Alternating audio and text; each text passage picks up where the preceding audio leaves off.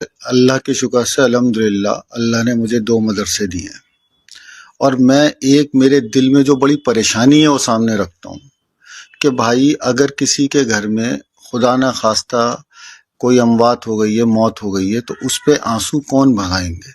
اس کے گھر والے ہی تو بہائیں گے نا۔ یا ہم مدرسے والوں نے گناہ کر دیا مدرسہ کھول کے کہ بھائی مرے آپ کے ماں باپ ہیں سپارہ آن کے، ہم پڑھیں مرے آپ کے ماں باپ ہیں دعا ہم کریں، مرے آپ کے گھر میں ہیں کریں، سارا ہم نے بھگتان بھگتے کہ بچہ اپنا سبق چھوڑ کے جاتا ہے وہاں پہ، بچے کا پورا روٹین برباد ہوتا ہے اس لیے کہ آپ کے گھر میں موت ہوئی اور بھگتان اس کا ہم بھگت رہے ہیں۔ ہم نے روح قبض نہیں کری آپ کے گھر والوں کی، ملک الموت نے کری ہے، اور اس کو سپارہ بخشنا آپ کا کام ہے، ہمارا کام نہیں ہے۔ ہمارے آپ پر اوپر آن کے دادا گریاں مت جماؤ۔ پریشان ہو گئے ہم اس بات سے کہ باپ مرے میرا اور قرآن پڑھ دے تو۔ السلام علیکم ورحمۃ اللہ وبرکاتہ۔ ان چچا کی پوری بات آپ نے سن لی، یہ صحیح کہہ رہے ہیں یا پھر غلط کہہ رہے ہیں، اس پر میں آپ کو ساری باتیں بتاتا ہوں، لیکن اس سے پہلے آپ اس درخت کو دیکھیں۔ اس میں ہزاروں کی تعداد میں چپل اور جوتے لٹکے ہوئے ہیں۔ کہا جاتا ہے کہ ایک شخص کا اس راستے سے گزر ہوا، اچانک سے اس کی چپل ٹوٹ گئی، اور اتفاق سے اس چپل کو جب اس نے پھینکا تو اس درخت کے کسی ٹہنی پر جا کر لٹک گئی۔ کچھ زمانہ گزرا، جب لوگ وہاں سے آنا جانا کرنے لگے تو پھر ایک شخص کا گزر ہوا جو کافی پریشان حال تھا۔ اس نے دیکھا کہ اس درخت کے ٹہنی پر ایک چپل لٹک رہی ہے۔ اس کے دل میں خیال آیا کہ شاید یہاں پر چپل اس لیے لٹکائی جاتی ہے کہ پریشانیاں دور ہو جاتی ہیں، اور وہ بھی اپنی چپل اتارا اور اسی درخت کے ٹہنی پر لٹکا دیا۔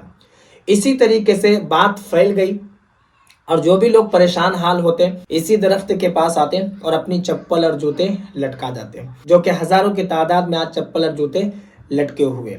یعنی کہ زمانہ گزرتا گیا اور لوگوں کے من میں یہی خیال آیا کہ اگر منت پوری نہیں ہو رہی ہے چپل لٹکاؤ، منت پوری ہو جائے گی۔ پریشانی دور نہیں ہو رہی ہے چپل لٹکاؤ، پریشانی دور ہو جائے گی۔ اب اس چچا کی بات کرتے ہیں۔ ان چچا نے جو باتیں کہی ہے، مجھے امید ہے کہ مجھے الگ سے سمجھانے کی ضرورت نہیں ہے۔ آپ نے درخت کا حال جب سنا اسی وقت آپ کو سمجھ میں آ گیا ہوگا کہ آج کے دور حاضر میں اگر دیکھیے تو بالکل یہی ہے۔ کتنا دن ہو گیا ہوگا آپ نے قرآن کھولا ہوگا یا آپ کے پڑوسی نے کھولا ہوگا اور پڑھا ہوگا۔ واقعی میں آج دیکھا دیکھی ہی ایسا ہو رہا ہے کہ ہمارے گھر میں میت ہو جا رہی ہے تو ہم مدرسے والے کو ہی بلا کر قرآن پڑھواتے ہیں، یا پھر مسجد کے امام کو ہی بلا کر پڑھواتے ہیں۔ ہمارے اندر پڑھنے کی صلاحیت نہیں ہے، ہمارے پاس وقت نہیں ہے، یا پھر ہم میں سے بہت سارے ایسے ہیں جو قرآن پڑھنا نہیں جانتے ہیں۔ واقعی میں ان چچا نے جو باتیں کہی ہے آج کے دور حاضر میں اگر آپ دیکھ رہے ہیں تو کہیں نہ کہیں بالکل صحیح ثابت ہو رہا ہے کہ چاہے نیا گھر بنا رہے ہیں یا نیا بزنس کر رہے ہیں، کچھ بھی کر رہے ہیں، ہم اپنے سے کچھ نہیں کر رہے ہیں۔ مدرسے کے بچوں کو بلاتے ہیں، مسجد کے امام کو بلاتے ہیں، اس سے پڑھواتے ہیں، اور ہم سمجھتے ہیں کہ ہماری پریشانی دور ہو گئی۔ پھر ہمیں نماز روزہ قرآن اس سے کوئی لینا دینا نہیں۔ گھر میں قرآن تو رکھتے ہیں لیکن ہم پڑھتے نہیں ہیں۔ زیادہ اس ٹاپک پر بولنے کی ضرورت ہی نہیں ہے، کیونکہ آپ بھی ایک مسلمان ہیں اور آپ بھی اس چیز کو سمجھتے ہیں کہ قرآن کی تلاوت ہمیں کرنی چاہیے۔ صرف رمضان میں ہی قرآن کی تلاوت کی جائے ایسا نہیں ہے، بلکہ قرآن ایک ایسی کتاب ہے کہ آپ جب بھی پڑھیں گے آپ کو اس کا ثواب پہنچے گا۔ آپ روزانہ سورہ یاسین کی تلاوت کیجئے، آپ کی جو بھی پریشانی ہے دور ہو جائے گی۔ آپ روزانہ سونے سے پہلے سورہ ملک کی تلاوت کیجئے، قبر کے عذاب سے آپ محفوظ رہیں گے۔